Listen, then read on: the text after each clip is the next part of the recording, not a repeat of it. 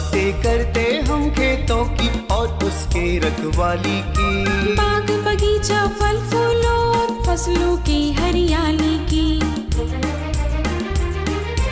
हम बीजों की बातें करते उत्तम जल संसाधन की, हम तकनीकी बातें करते फसलों के उत्पादन की। हर किसान का सपना सच हो जीवन सुखद बनाने को, गाँव-गाँव के हर आंगन का प्यारा सा ही दर्शन।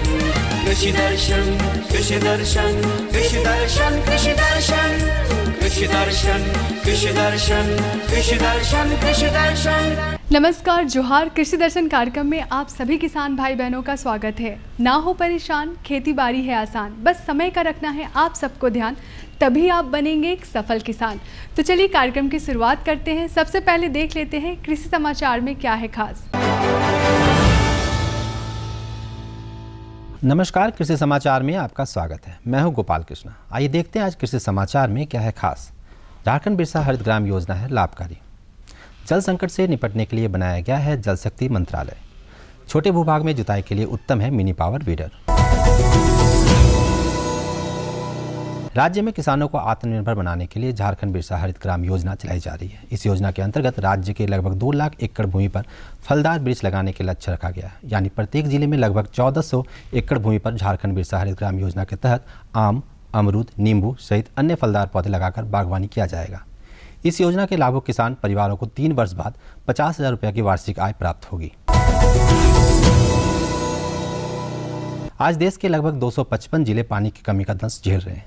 इस जल संकट से निपटने के लिए भारत सरकार ने जल संसाधन नदी विकास मंत्रालय और पेयजल एवं स्वच्छता मंत्रालय को विलय कर जल शक्ति मंत्रालय का निर्माण किया है। जल शक्ति मंत्रालय वर्षा जल संचयन, भूगर्भ जल स्तर को सुधार, नदियों के संरक्षण, पेयजल संकट से निपटने, कृषि सिंचाई के लिए अधिक बेहतर उपयोग इत्यादि के लिए कार्य कर रही है, ताकि आने वाले समय में देश को पानी का संकट ना झेलना पड़े। स्वर्ण लालिमा, स्वर्ण नवीन, अर्का आभा और अर्का आलोक ये टमाटर के उन्नत प्रभेदों में अच्छे माने जाते हैं। टमाटर की फसल लगाने के इच्छुक किसान इस किस्मों को लगाकर लाभान्वित हो सकते हैं। किस्में गुणवत्ता युक्त और बेहतर उपज देने में सक्षम है। स्वर्ण लालिमा, स्वर्ण नवीन, अर्का आभा और अर्का आलोक ये सभी टमाटर के प्रभेद अच्छा उत्पादन देने में सक्षम है। ये प्रभेद मुख्य रूप से खरीफ में लगाने योग्य होते हैं। इनके बुआई के लिए 500 से 600 ग्राम बीज 1 हेक्टेयर भूमि में प्राप्त होता है। सिंचाई निकाय और आवश्यक उर्वरकों के प्रयोग कर इन प्रभेदों द्वारा प्रति हेक्टेयर टमाटर की 200 से 250 क्विंटल उपज प्राप्त की जा सकती है। जिन किसान भाइयों ने सोयाबीन की फसल लगा रखी है, उसमें वर्तमान अवस्था में रस चूसने वाली सफ़ेद मक्खी लगने की संभावना रहती है, जो कि पत्तियों का रस चूसकर फसल को बहुत नुकसान पहुंचाती है। इन कीटों के नियंत्रण के लिए फसल पर इमिडाक्लोप्रिड नामक दवा 0.3 मिलीलीटर प्रति लीटर पानी के मिलाकर 3 से 4 दिनों के अंतराल पर फसल पर छिड़काव करना लाभदायक होता है। छोटे खेत बगीचों या कम भूभाग में जुताई करना हो तो इसके लिए बहुत ही उपयोगी कृषि उपकरण है मिनी पावर वीडर। मोटर चालित यह मिनी पावर वीडर बहुत ही कम समय में खेत को बुआई के लिए तैयार कर देता है। इस उपकरण को मिनी पावर वीडर कहते हैं। ट्राली नुमा दिखने वाला यह उपकरण छोटे खेतों एवं बगीचों में जुताई करने के काम आता है। किसान इस उपकरण की सहायता से खेत के जुताई कार्य को आसानी से कम समय में खत्म कर सकते हैं। और अब एक नज़र राज्य के कुछ प्रमुख शहरों के मौसम के मिजाज पर। आज राज्य के कुछ प्रमुख शहरों के तापमान इस प्रकार दर्ज किए गए। रांची अधिकतम 36 डिग्री सेल्सियस और न्यूनतम 18 डिग्री सेल्सियस। देवघर अधिकतम 36 डिग्री सेल्सियस और न्यूनतम 22 डिग्री सेल्सियस। जमशेदपुर अधिकतम 39 डिग्री सेल्सियस और न्यूनतम 24 डिग्री सेल्सियस। मेदिनीनगर अधिकतम 38 डिग्री सेल्सियस और न्यूनतम 21 डिग्री सेल्सियस। धनबाद अधिकतम 37 डिग्री सेल्सियस और न्यूनतम 22 डिग्री सेल्सियस। कृषि समाचार में आज इतना ही। पूरे देश के साथ हमारे राज्य में भी कोरोना संक्रमण लगभग समाप्ति पर है, परंतु हम सभी को कोरोना गाइडलाइन का पालन करना है। जैसे मास्क जरूर लगाएं, उचित दूरी का पालन करें, भीड़ भाड़ से बचते हुए कृषि कार्य करें। आपसे एक आग्रह है कि जो किसान भाई अभी तक टीका नहीं लिए हैं वे टीका जल्द लगवा लें, और जिन्होंने टीके ले लिए हैं वे टीके का बूस्टर डोज अवश्य लगवाएं। अगले अंक में फिर मुलाकात होगी कुछ ताज़ा तरीन खबरों के साथ। तब तक के लिए दीजिए इजाज़त। नमस्कार, जोहार। तो किसान भाई बहन, कृषि समाचार में आपने देखा तकनीक के बारे में, उपकरण के बारे में, साथ ही मौसम का हाल भी जाना। अब समय हो चला है एक छोटे से विराम का। विराम के बाद हम जल्द आते हैं। किसान भागीदारी प्राथमिकता हमारी। इस अभियान के दौरान देश भर से किसानों के वीडियो आमंत्रित। प्रगतिशील भारत के 75 साल और किसानों के गौरवशाली इतिहास और उनकी उपलब्धियों का प्रदर्शन किसान वीडियो प्रतियोगिता द्वारा। कृषि मंत्रालय द्वारा वीडियो प्रतियोगिता का आयोजन 3 श्रेणियों में। पहला, किसानों और उनकी आय में वृद्धि की सफलता की कहानियां। दूसरा, किसानों द्वारा अपनाई गई नवीन पद्धतियों के परिणाम स्वरूप प्राप्त उच्च उत्पादकता। तीसरा, किसानों को कृषि मंत्रालय की योजनाओं द्वारा प्राप्त लाभ। वीडियो भेजने की तिथि 15 जून 2022 से 8 जुलाई 2022 तक। पहला पुरस्कार 11,000, दूसरा पुरस्कार 5,000, तीसरा पुरस्कार 3,000। सभी प्रतिभागियों को मिलेगा एक प्रमाण पत्र। इच्छुक किसान अपने वीडियो किसी एक या सभी श्रेणियों में भेज सकते हैं। कृषि गतिविधियों को प्रोत्साहन हेतु कृषि मंत्रालय द्वारा आयोजित किसान वीडियो प्रतियोगिता में अधिक से अधिक संख्या में भाग लें और आयोजन को सफल बनाएं। अन्नदाता किसानों की खुशहाली और उनकी आय में बढ़ोतरी के लिए भारत सरकार लगातार प्रयासरत है। माननीय प्रधानमंत्री श्री नरेंद्र मोदी जी के दूरदर्शी नेतृत्व में पिछले 7 वर्षों में खेती को आधुनिक और किसानों को आत्मनिर्भर बनाने के लिए कई निर्णय लिए गए हैं। छोटा किसान बने देश की शान, ये हमारा सपना है। देश के 80% से ज्यादा किसान ऐसे हैं जिनके पास 2 हेक्टेयर से भी कम जमीन है।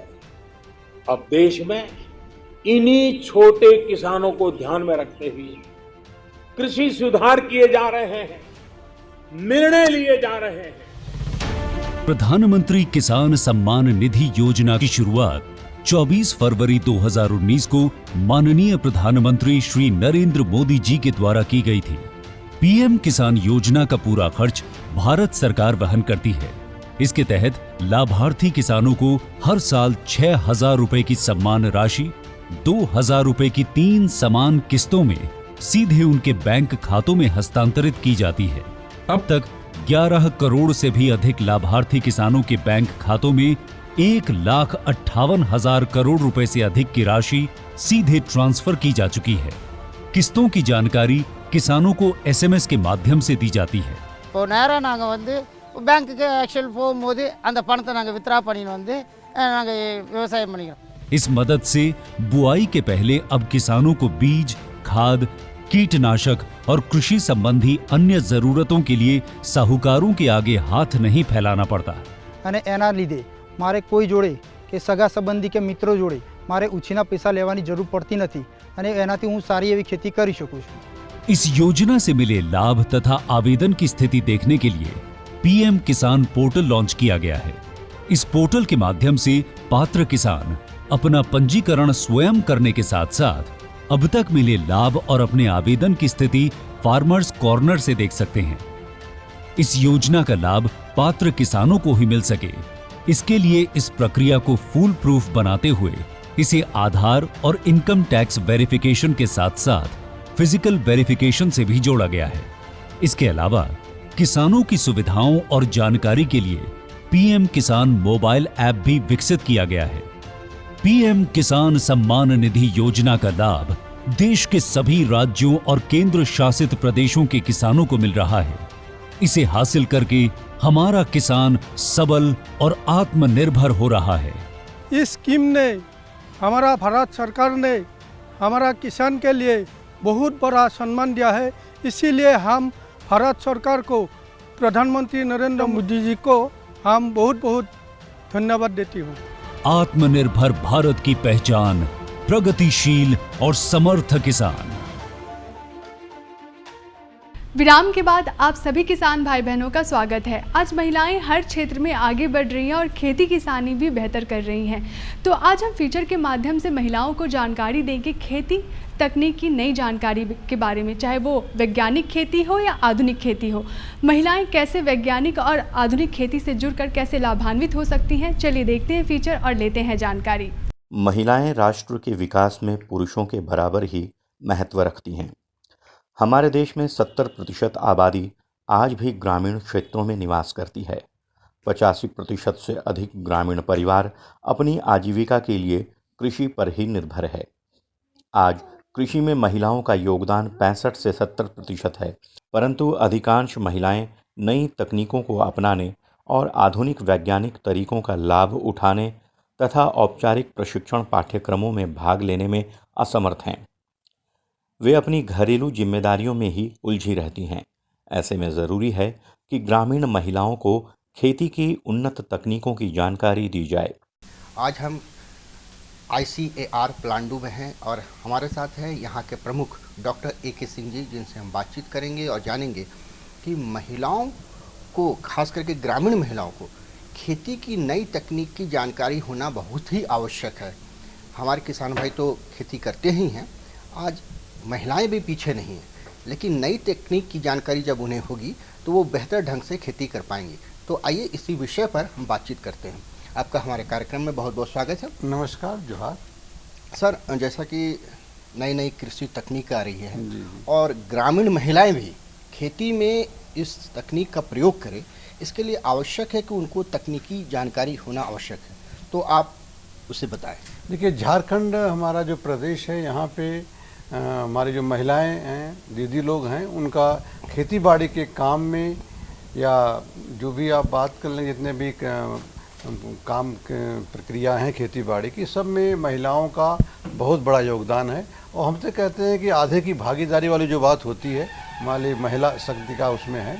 हम लोग जो गांव में काम कर रहे हैं, महिलाओं के लिए खासतौर से अगर आमदनी का साधन बढ़ाने की बात हम करें या खेती बाड़ी की नई तकनीकी जानकारी की बात करें, तो हमारे यहाँ जो कार्यक्रम होते हैं, जो महिलाओं के लिए खास तौर से हम लोगों ने सब्जी उत्पादन के ऊपर विशेष जोर दिया है।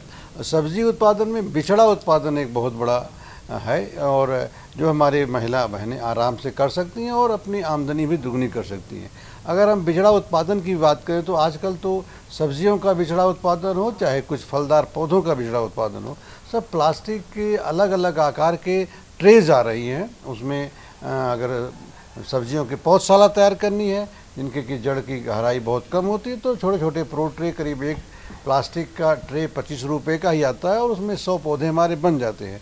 अगर पपीता का है या दूसरे पौधों के पौध बनानी है तो बड़े आकार के प्रो ट्रेज की ज़रूरत पड़ती है। तो हमारी जो ग्रामीण महिलाएं हैं, उनके लिए सब्जी बिचड़ा उत्पादन एक बहुत बड़ा आमदनी का आयाम हम लोग है और यहाँ पे प्रशिक्षण भी हम लोग उनको दे रहे हैं। डॉक्टर AK सिंह कहते हैं कि पौध तैयार करने में कई सावधानियां बरतनी जरूरी होती है। खेतों में जीवाश्म और खाद पर भी पूरा ध्यान रखना चाहिए। ग्रामीण महिलाओं को खेती के साथ साथ पशुधन पर भी जोर देना चाहिए। इससे न केवल आमदनी बढ़ेगी बल्कि खेती किसानी में भी मदद मिलेगी।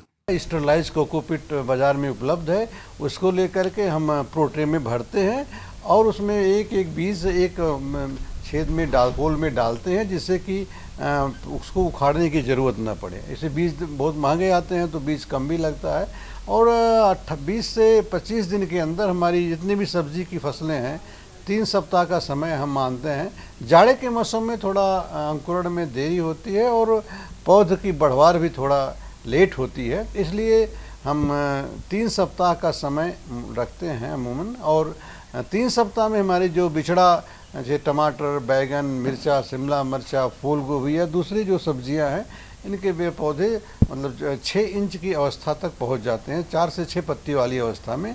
उस समय इनको लगा देते हैं। और आजकल तो बिचड़ा उत्पादन में प्लास्टिक के प्रोट्रे के साथ साथ प्राकृतिक रूप से खुले हुए जो हमारे प्लास्टिक के घर आ रहे हैं या नेट हाउस की बात करते हैं, उसमें सब ये काम हो रहा है। तो कीड़े मकोड़ों का प्रकोप अपने आप स्वतः नियंत्रित हो जाता है। फिर भी अगर कुछ रस चूसने वाले कीड़ों का प्रकोप होता है तो हम लोग जो कीटनाशक दवाएं हैं उनका स्प्रे, चाहे वो मैलाट्रोगार हो, चाहे वो मोनोक्रोटोफास हो, चाहे वो हमारा लीफ माइनर के लिए डेसिस हो, इन सब का छिड़काव 1 ml दवा 1 लीटर पानी के हिसाब से करने से हमारी पौध को नुकसान नहीं होता है। और 3 सप्ताह बाद पौध तो खेत में लगी जाती है। खाली जैसे दूसरी कुछ सब्जियां से प्याज की पौध जाड़े के महीने में जो करते हैं उसमें थोड़ा विलम्ब लगता है, 1 महीने 1.5 महीने भी लग जाता है, लेकिन बाकी सब्जियां के पौध हमारे 3 सप्ताह में तैयार हो जाते हैं। बिल्कुल। विशेषज्ञ कहते हैं कि उन्नत खेती के लिए आधुनिक कृषि संयंत्रों का इस्तेमाल करना चाहिए। इसके लिए तकनीक की जानकारी और प्रशिक्षण बहुत आवश्यक होता है। बीज का चयन, खाद का प्रयोग, कीटनाशक का इस्तेमाल और अन्य कृषि कार्यों से जुड़ी बारीकी समझने के लिए समय समय पर ग्रामीण महिलाओं को सरकारी कृषि केंद्रों से भी जानकारी लेते रहना चाहिए। तो सबसे पहले तो हम लोग कहते हैं भाई हमारे मिट्टी में जीवांश खाद की प्रचुर मात्रा होनी चाहिए। उसको हम ऑर्गेनिक कार्बन या जैविक कार्बन भी कहते हैं, तो जो कि 0.5% से कम ज़मीन में नहीं होना चाहिए, लेकिन अभी हमारे झारखंड की मिट्टी में 0.3% से भी कम जैविक कार्बन हो गया है। तो सबसे बड़ी आवश्यकता है गोबर की सड़ी हुई खाद को खेत में मिलाना, जो हम लोग 20 से 25 टन प्रति हेक्टेयर का करते हैं, क्योंकि जब तक गोबर की खाद हमारी मिट्टी में नहीं मिलेगी और तब तक हमारा उत्पादन अच्छा नहीं हो पाएगा। और इसीलिए हम बार बार कहते भी हैं कि अगर हम खेती बाड़ी करनी है, मिट्टी को स्वस्थ रखना है, तो हमको खेती बाड़ी को पशुधन के साथ जोड़ना ही पड़ेगा। उससे क्या होगा, एक तो हमको अगर गाय भैंस या इस तरह के जानवर हैं तो दूध भी मिलेगा और गोबर की खाद भी बनेगी, तो उससे भी हमको आमदनी अतिरिक्त होगी। और आजकल तो गोबर की खाद या केचुआ की खाद जो है ये फैक्ट्री में तो बन नहीं सकती है, इसलिए इसमें रोज़गार के बहुत ही अवसर हैं। हमारी ग्रामीण जो महिलाएं हैं उनके लिए तो ये बहुत ही अच्छा आयाम साबित होगा और उनकी आमदनी के बढ़ाने में इस तरह के, चाहे वो ग्रामीण स्तर पे गोबर की सड़ी हुई खाद हो या केचुआ की खाद हो, अगर इस कार्यक्रम में जुड़ेंगी हमारी महिलाएं, जिनका कि तकनीकी ज्ञान हमारे केंद्र से दिया भी जा रहा है और बहुत ज़्यादा इसमें तकनीकी जानकारी की ज़रूरत भी नहीं है। एक दिन में, 1 घंटे में, 4 घंटे में अगर यहाँ पे दीदी लोग आएंगी या हम लोग जो कार्यक्रम करते हैं तो वो अपने ज्ञान को बढ़ा सकती हैं और ये दोनों जैविक खादों का प्रयोग करके वो अपनी आमदनी बढ़ाएंगी, हमारे मिट्टी के स्वास्थ्य को भी विशेष ध्यान। बिल्कुल, आपने जो भी जानकारी अभी दी है वो सतही जानकारी दी है, जैसे कि जो हमारी ग्रामीण महिलाएं हैं वो बिचड़ा तैयार कर सकती हैं, केचुआ खाद तैयार कर सकती है। इससे काफ़ी लाभ भी है, क्योंकि ये बाजार से अगर खाद खरीदते हैं तो वो काफ़ी कीमती वाला होता है और कीमत ज़्यादा खर्च लगेगा, तो ऐसे में ये काफ़ी फ़ायदेमंद है। यहाँ तक तकनीकी और सवाल है कि उपकरण का प्रयोग करना, तो उसके बारे में क्या बताएंगे? देखिए, आजकल खेतीबाड़ी हमारे खेत का जो आकार है बहुत छोटा होता जा रहा है, क्योंकि ज़मीन तो बढ़ नहीं रही है। और अब अगर हम देखें तो पूरे देश की बात करते हैं तो करीब 80% लघु और सीमांत किसान ही बचे हैं। तो बहुत बड़े, और हमारे झारखंड के जो ग्रामीण महिलाएं हैं, ज़मीन छोटी छोटी है, तो पावर टिलर, छोटे छोटे कृषि यंत्रों का प्रयोग करने की हम लोग सलाह देते हैं। जैसे ट्रैक्टर की जगह पावर टिलर का प्रयोग अगर बढ़ावा देना पड़ेगा, जिससे कि समय की ही बचत होगी और किसी भी छोटे क्षेत्र में हम ज़मीन की जुताई, निराई गुड़ाई कर सकते हैं। साथ साथ स्प्रे दवाओं के छिड़काव के लिए मोटर चलित हमारे स्प्रे पंप आ गए हैं, वो काफ़ी महंगे भी नहीं हैं, सस्ते हैं। उनको एक ही आदमी वो पीठ में उसको रख करके और छोटे मोटर्स की सहायता से दवाओं का छिड़काव कर सकता है। निराई गुड़ाई करने के लिए छोटे छोटे यंत्र जो हैंड होज आ गए हैं, मैनुअली आदमी स्वतः ही चला सकता है। तो उन सब छोटे छोटे कृषि यंत्रों के प्रयोग को बढ़ावा देना पड़ेगा, जिससे कि इनकी आमदनी भी हमारी महिलाओं की बढ़ेगी और उनको ज़्यादा काम करने का मौका भी मिलेगा। तो देखा आपने किस तरह महिलाएं खेती की नई तकनीक सीख करके लाभान्वित हो रही हैं। तो चलिए कार्यक्रम में बढ़ते हैं आगे और आपको देते हैं अपनी दूसरी जानकारी। हमारे झारखंड में खेती करने के लिए सिंचाई की काफ़ी समस्या होती है, क्योंकि यहाँ पानी की काफ़ी कमी है। तो आज हम आपको जानकारी देंगे कि आप जल संग्रहण और संरक्षण कैसे कर सकते हैं। चलिए मिलते हैं विशेषज्ञ से और लेते हैं जानकारी। अगर हम अपने राज्य झारखंड की बात करते हैं तो पठारी क्षेत्र है, यहाँ वर्षा तो अच्छी होती है लेकिन पानी बहकर निकल जाती है। ऐसे में जल का संग्रहण एवं संरक्षण अति महत्वपूर्ण है। इसी क्रम में हम पहुँचे हैं रांची स्थित भारतीय कृषि अनुसंधान केंद्र पलांडू में और हमारे साथ यहाँ के डॉक्टर विजय कुमार सिंह जी हैं। आइए उनसे हम जानते हैं कि जल संग्रहण एवं संरक्षण कृषि कार्य के लिए कितना महत्वपूर्ण है। किसान भाइयों, जल ही जीवन है, जो कहावत आप सुनते हैं, बिल्कुल सही है। ये सिर्फ किसानों के लिए नहीं, समाज के हर वर्ग के लिए जो है पानी की आवश्यकता है। जल है तो कल है, कहने का तात्पर्य है कि जल हमारे जीवन के लिए बहुत ही इम्पॉर्टेंट है और इसको संरक्षण करना जो है, इसको संरक्षित करना और संग्रहण करना जो है बहुत ही आवश्यक है। किसान भाइयों, यहाँ का जो पहाड़ी एवं पठारी क्षेत्र है, यहाँ पे बारिश जो होता है वो बारिश का पानी जो बहकर निकल जाता है, उसको संग्रहण करने के बहुत सारे आयाम हैं। और ये तकनीक जो हम बता रहे हैं ये नया तकनीक नहीं है, हमारे पूर्वज भी जो है इस तकनीक को अपनाते रहे हैं। पुराने पहले के ज़माने में जो है गांव में जो है जो नीचे स्तर का जगह ज़मीन होता था, वहाँ पे तालाब का निर्माण कराया जाता था, पोखर का निर्माण कराया जाता था, जिससे कि जो है गांव का पूरा पानी जो है वहाँ आके इकट्ठा हो और उसी पानी से जो है पशु के लिए जल की व्यवस्था, उसको नहलाने धुलवाने की व्यवस्था या उसी से सिंचाई का कार्य भी करते थे। लेकिन अभी जो है हम लोग बहुत सारे आयाम हैं, वैज्ञानिक तकनीक हैं, जिसको अपना के किसान भाई जो है पानी का संग्रहण कर सकता है। उसका एक तरीका है कि भूमिगत टैंक बना के क्या करते हैं कि ज़मीन के पानी को जो है हम एक टैंक ज़मीन में गड्ढा खोद के टैंक बना लेते हैं और उसमें जो है पानी को संग्रहण करते हैं। इससे क्या सबसे बड़ा फ़ायदा क्या होता है कि जैसे भूमि के ऊपर का जो पानी होता है वो जो है सूर्य के ताप से जो है वाष्प बन जाता है और हम पानी का पूरा उपयोग नहीं कर पाते हैं। लेकिन इस पानी को जो है टैंक में अगर संग्रहण करते हैं, जमा करते हैं, तो उसमें क्या होता है कि इससे एक तो पानी का जो है भूमि का ज़मीन का लेयर, पानी वाटर लेयर जो है वो बढ़ेगा और दूसरा है जो यहाँ से जो है पानी जो है मिट्टी के अंदर काफ़ी अच्छे से संग्रहित रहेगा और इस पानी को जो है फिर जो है आप जो है पाइप के माध्यम से आप सिंचाई में प्रयोग कर सकते हैं, पीने के पानी में प्रयोग कर सकते हैं। तो एक जो है भूमिगत टैंक के माध्यम से है। दूसरा है सतह जल प्रबंधन प्रणाली। इस सतह जल क्या है? सतह जल वह पानी है जो वर्षा का पानी जो है ज़मीन पे गिर के और जो है भूमि में जाता है और भूमि के निचले लेयर में जाके बहने लगता है और जब आपका जो है नाली का जो गंदा पानी को जो है सतह में रोकने की प्रक्रिया को ही जो कहते हैं सतह जल प्रबंधन प्रणाली। इस प्रणाली से भी जो है हम लोग जो है पानी को जो है रोकते हैं, संग्रहण करते हैं और इसके बाद जो है इसको जो है हम जमा करके जो है नाली के पाइप बना के और पाइप के माध्यम से जो है तालाब में छोड़ते हैं, नदी में छोड़ते हैं, पोखर में ले जा कर रखते हैं, जमा करते हैं और उससे फिर जो है हम सिंचाई कार्य को कहते हैं। इसके अलावा जो है किसान भाई जब भी जो है बरसात का पानी हो तो अपने खेत को जो है मेड़ को जो है ना हमेशा बांध के रखे ताकि जो है वहाँ का पानी जो है वहीं पे जमा हो, जिससे पानी का लेयर नीचे बढ़े। आप खेत बनाए हैं तो इसके किनारे से आप ट्रेंच खोद दीजिए ताकि बाहर का पानी जो है जाके जो है एक नाला में जमा हो और नीचे में जो है आप ये कर सकते हैं।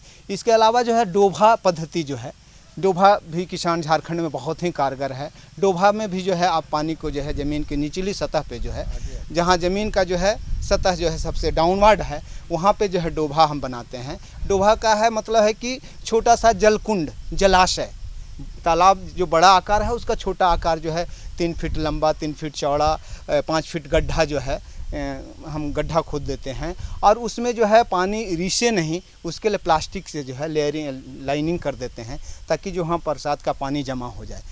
बरसात का पानी जमा हो जाने के बाद जो है उसको जो है वो पानी वाष्प बन के उड़े नहीं, उसके लिए जो उसके ऊपर जो है आप फूस का छत बना सकते हैं, पुआल वाल रख के जो है उसको ढक दें और जहाँ से पानी निकालना हो वहाँ पे जो है थोड़ा सा जगह खाली रखें और ये पानी दवा के रूप में उस समय फ़ायदेमंद होगा जब आप बागवानी कर रहे हैं, जैसे आप पेड़ पौधा लगाए हैं। ये तो आपने संग्रहण की बात कही कि संग्रहण किस तरीके से करना है। संग्रहण के साथ साथ संरक्षण भी बहुत ज़रूरी है क्योंकि संरक्षण नहीं करते हैं तो आने वाली पीढ़ी के लिए काफ़ी मुश्किलें पैदा हो सकती है। तो संरक्षण के कौन कौन से उपाय हैं?